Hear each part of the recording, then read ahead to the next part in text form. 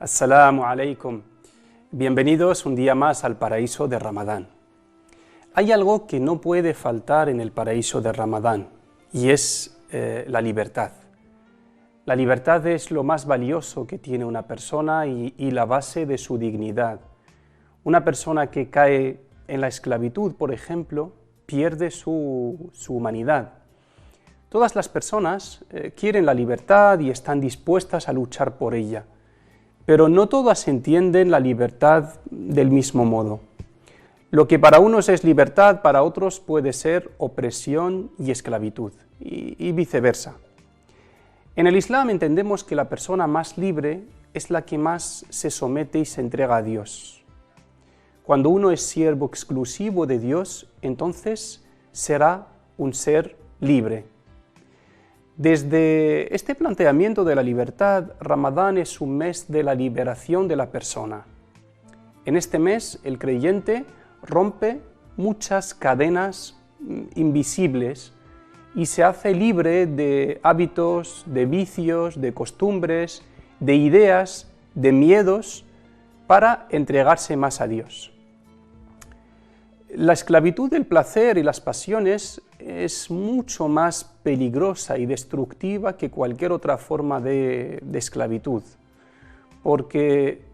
precisamente porque sus cadenas son invisibles y en lugar de atar las manos y los pies, atan el corazón y la mente, el centro de la voluntad del ser humano.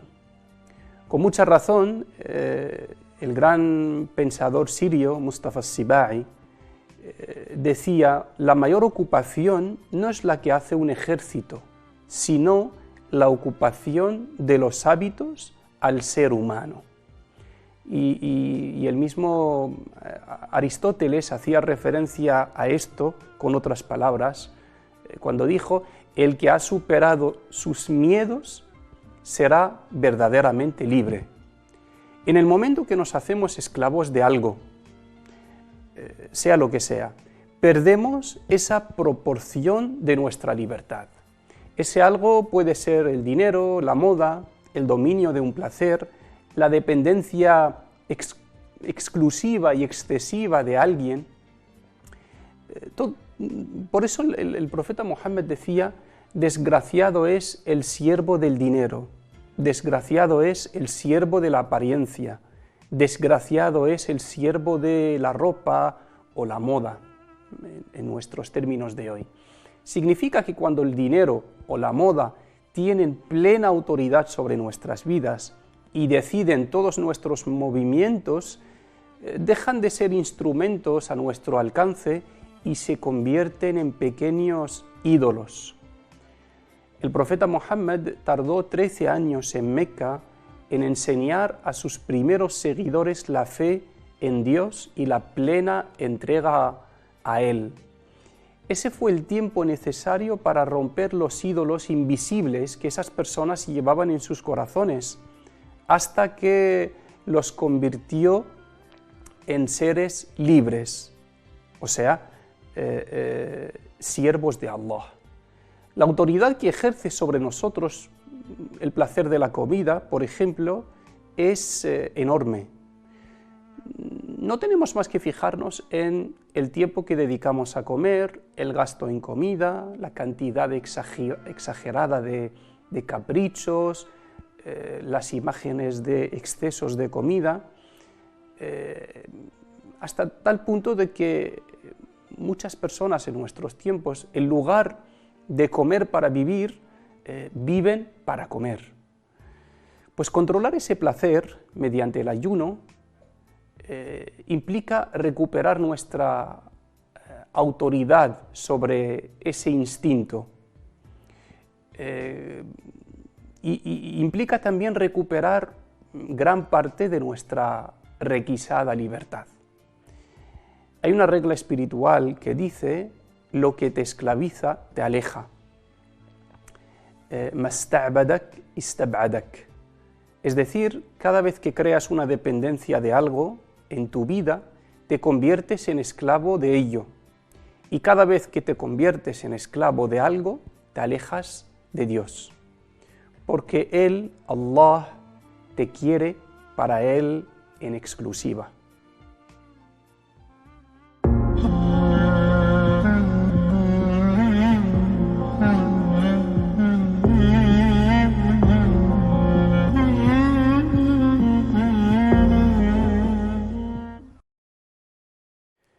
El ser humano es el principal destinatario del Corán y podemos decir que todo el contenido del Corán va dirigido a él.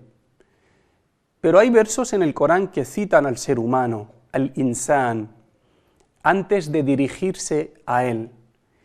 Y en otros versos se habla de algunas características del ser humano.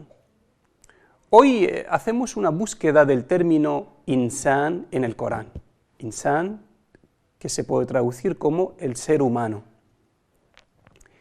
El término insan se repite 56 veces en todo el Corán.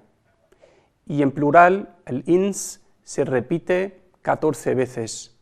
Y en otra palabra que significa lo mismo, an-nas, se repite 179 veces. Veamos algunos ejemplos, algunos versos donde se habla del ser humano en el Islam. En la sura de Al-Insan, precisamente hay una sura que se llama el ser humano, Al-Insan. Allah dice: ciertamente hemos creado al ser humano de una gota de esperma entremezclado, para ponerlo a prueba. Y por ello le hemos dotado de oído y de vista. Ciertamente le hemos mostrado el camino, y depende de él elegir o mostrarse agradecido o ingrato. En otro verso, Allah subhanahu wa ta'ala dice: hemos creado al ser humano en la mejor forma. Y en otro verso dice: en verdad hemos creado al hombre de la esencia de la arcilla, el insan. Todo esto está hablando del ser humano, de su origen, de su creación. Luego lo depositamos como una gota de esperma en la firme custodia del útero. Luego creamos de la gota de esperma una célula embrionaria. Luego creamos de la célula embrionaria una masa embrionaria. Luego creamos huesos dentro de la masa embrionaria. Luego revestimos los huesos de carne y luego hacemos surgir todo como una creación nueva. Bendito es Dios, el Creador, el mejor de los creadores. Cambiando de enfoque, en otra aya, Allah dice: que reflexione el ser humano sobre el origen de su creación. En otra, llamándole también a la reflexión, dice: que reflexione el ser humano sobre el origen de su comida. La siguiente aya dice: pues es así, cuando al hombre, al ser humano, le aflige una desgracia, nos invoca, ya esté echado sobre su costado, sentado o de pie, pero tan pronto como le liberamos de su aflicción, continúa como si nunca nos hubiera invocado por la desgracia que le afligía. Esta es una de las formas con las que reacciona el ser humano a las bendiciones y los dones de Allah. En otro verso dice: y si tratáis de contar los dones de Dios, no podríais enumerarlas. Ciertamente, el ser humano es injusto e ingrato. Evidentemente aquí no se refiere a todo el ser humano, sino a una característica común entre las personas, que es la ingratitud, no ser agradecidos con los dones de Allah. En otro verso dice: diles, Muhammad, si vosotros tuvierais los tesoros de la gracia de mi Señor, ciertamente os aferraríais a ello por miedo a gastar. Pues el ser humano es avaricioso. En otro verso dice: el ser humano dice, dice a menudo, ¿es que una vez que esté muerto voy a ser resucitado? pero ¿no se da cuenta el ser humano que ya una vez le creamos de la nada? En el siguiente verso se dirige directamente al ser humano y le dice: oh ser humano, ya ayyuhal insan, ¿qué es lo que te ha engañado apartándote de tu generoso Señor, quien te ha creado con arreglo a tu función y conformó armoniosamente tu naturaleza, constituyéndote en la mejor forma que Él quiso? Toda esta es una pregunta dirigida al ser humano. Y en otro verso dice, también dirigido al ser humano: oh ser humano, ciertamente vas caminando con dificultad por esta vida hacia tu Señor y lo encontrarás. Estos versos le recuerdan al ser humano su origen, el barro, el esperma, como es esa etapa de su vida que el ser humano no recuerda, la parte que pasamos en el vientre de nuestras madres.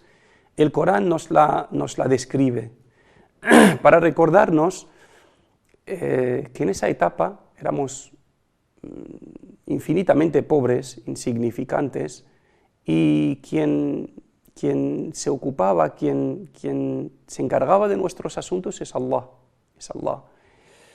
Y para también enseñarle al ser humano a ser humilde, que su origen no es nada, es el barro. Y estos versos también le recuerdan al ser humano los favores, los dones de Allah, para que sea agradecido. Y llaman al ser humano a reflexionar sobre el sentido de la vida, para que no se desvíe del camino del éxito. Estos versos, algunos de ellos también reprochan al ser humano por su actitud negativa, como la soberbia, el olvido, la avaricia. Y por último, algunos de los versos que hemos leído le recuerdan al ser humano que cada segundo que pasa de esta vida es un paso hacia Dios, le guste o no. Ese encuentro inevitable, es un encuentro inevitable con Allah. Como podemos ver en estos versos y en todos los versos que hablan del ser humano en el Corán, el autor del Corán conoce perfectamente al ser humano. Conoce cómo piensa y qué sucede en su interior. Conoce su pasado cuando aún era inconsciente y le resuelve todas las preguntas sobre su existencia. ¿De dónde viene? ¿Hacia dónde va? ¿Y qué hace aquí en este mundo? Las preguntas existenciales del ser humano tienen su respuesta en el Corán.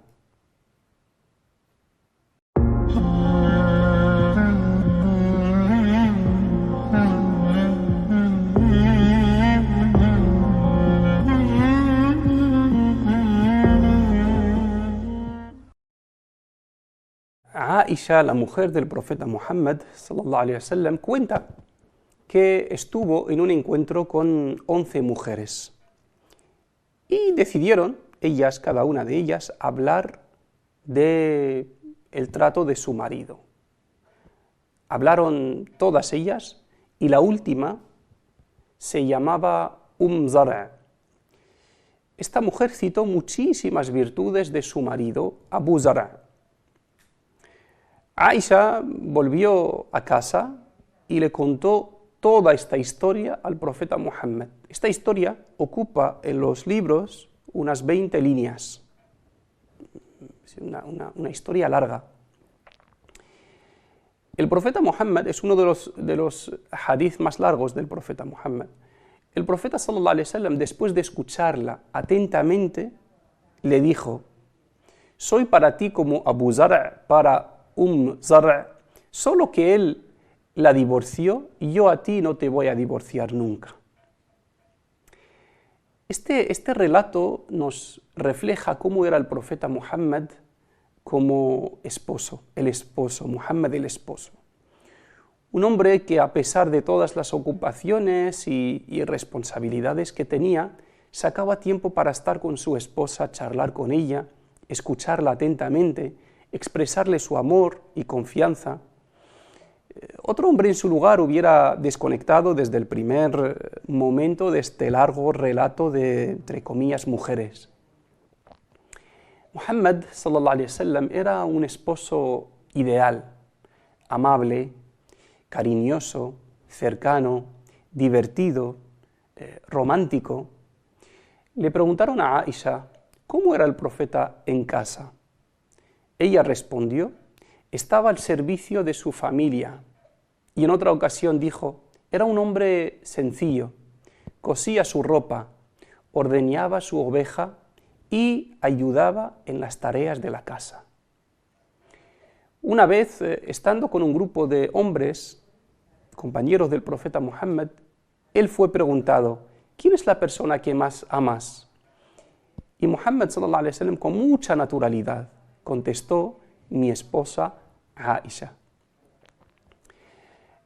Le dijo en una ocasión a su hija Fátima: ¿acaso no amas lo que yo amo? Ella contestó: sí. Y entonces le dijo: pues que sepas que yo amo a Aisha, ámala tú también. Nos cuentan las personas cercanas del profeta Muhammad que él nunca gritó, ni ofendió, ni faltó respeto, ni muchísimo menos pegó a ninguna de las mujeres con las que estuvo casado. Se le vio correr y jugar con su esposa Aisha, y lo que cuenta ella de su vida íntima con él muestra un grado altísimo de amor y aprecio hacia ella. Como cuando ella dice: durante mi menstruación él se mostraba mucho más cariñoso conmigo. Si yo bebía de un vaso, lo cogía y bebía justo detrás mía del mismo sitio del vaso. El profeta Muhammad sallallahu alaihi wasallam es nuestro ejemplo a seguir en todo y debe serlo para nosotros como esposo. Fue él quien dijo: el mejor de vosotros como creyente es el que mejor trata a su esposa. Yo soy vuestro ejemplo en eso. El buen trato a la esposa, según este dicho del profeta Muhammad, es un acto de adoración y una cuestión de fe. Y por lo contrario, el maltrato a la esposa es un pecado muy grave. Maltratar no tiene por qué ser físico. Faltarle respeto, no dedicarle tiempo, no prestarle atención, no expresarle el amor, no tratarla con cariño, todas son formas de maltrato a una esposa. Uno de los últimos consejos antes de morir que nos dejó el profeta Muhammad sallallahu alaihi wasallam fue: os recomiendo que tratéis bien a vuestras mujeres. Y como seguidores del profeta Muhammad sallallahu alaihi wasallam debemos tener en cuenta este consejo y todas las enseñanzas que acabamos de citar para seguir su ejemplo en nuestro trato con nuestras esposas. Las enseñanzas, la sunna del profeta Muhammad sallallahu alaihi wasallam empieza por el hogar, empieza por la casa. Ahí es donde se ve los modales de una persona, la fe de una persona, la grandeza de carácter de una persona, no en su comportamiento con las personas lejanas. Por eso lo más grande de la personalidad del profeta Muhammad no son el testimonio de sus compañeros o de las personas que aprendieron de él en la mezquita. La grandeza del profeta Muhammad sallallahu alaihi wasallam se nota o se ve y se refleja en el testimonio de su esposa, cuando ella habla de él como una persona magnífica, con un carácter excelente, como una persona divertida, que pasaba tiempo con ella en casa, que era una persona normal, sencilla, accesible, y que, decía su mujer, estaba con nosotros en casa como uno más, y cuando llegaba la hora de la oración, dejaba todo y se iba. Es decir, no actuaba en casa como un líder, como un sargento, como alguien que manda, no, era uno más de la casa, una persona sencilla, una persona que pues un esposo ideal, que reconocía el valor de su esposa y la trataba con amor y la trataba con cariño, incluso cuando veía algún defecto, algún fallo de su parte, lo consentía, como cuando en una ocasión su esposa, pues por ponerse celosa, tiró un plato de comida al suelo y él tenía en casa a sus compañeros. El profeta sallallahu alaihi wasallam justificó esa actitud de su esposa y les dijo a sus compañeros: vuestra mujer se ha puesto celosa, y recogió la comida y cerró el problema en ese momento.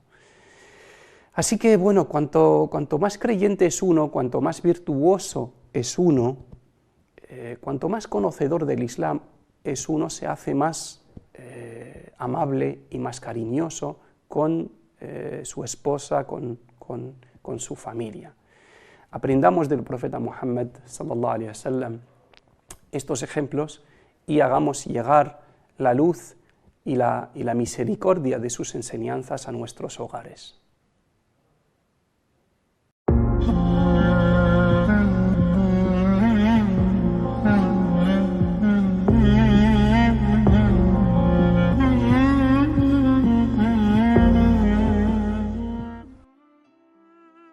La pregunta que nos llega hoy dice, una persona que dice que durante el día de ayuno sufre dolor de muela y pregunta si puede aplicar algún antiinflamatorio.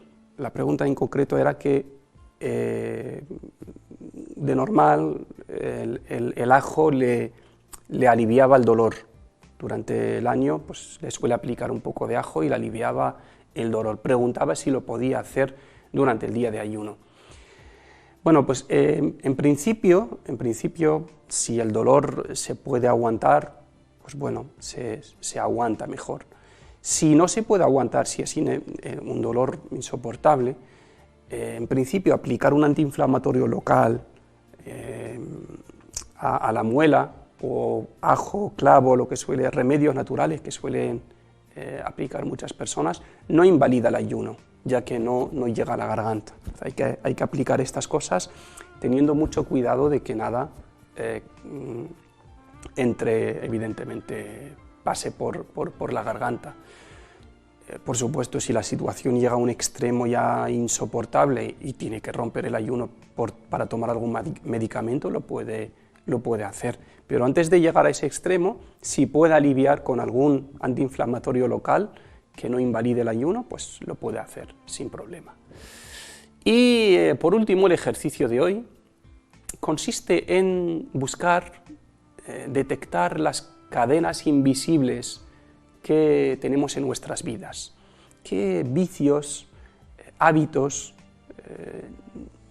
tenemos en nuestras vidas y que nos atan sin darnos cuenta, limitan nuestra libertad? Buscar en nuestra vida, hacer un chequeo estos días y deshacernos de un vicio, un hábito que consideramos que es una cadena a nuestra libertad, para ser un poco más libres. Pues hay quien te puede decir un vicio como el tabaco, o un hábito como el consumo excesivo, ¿no? O el café o el té. Estas cosas, cuando se convierten en un vicio, en un hábito diario del que dependes mucho y no lo puedes dejar, pues es eso. Esas son las cadenas de las que hemos hablado antes y que limitan nuestra libertad. Así que para ganar en libertad, la propuesta de hoy, el ejercicio de hoy es observar en nuestra vida algún hábito, algún vicio y tratar de luchar para deshacernos de él durante el mes de Ramadán. Y con esto llegamos a finalizar nuestro programa de hoy. Muchísimas gracias, como siempre, por vuestra atención, por las preguntas que nos estáis haciendo llegar, también al teléfono que aparece en la pantalla, por WhatsApp, y hasta mañana, inshallah. Assalamu alaikum wa rahmatullahi wa barakatuh.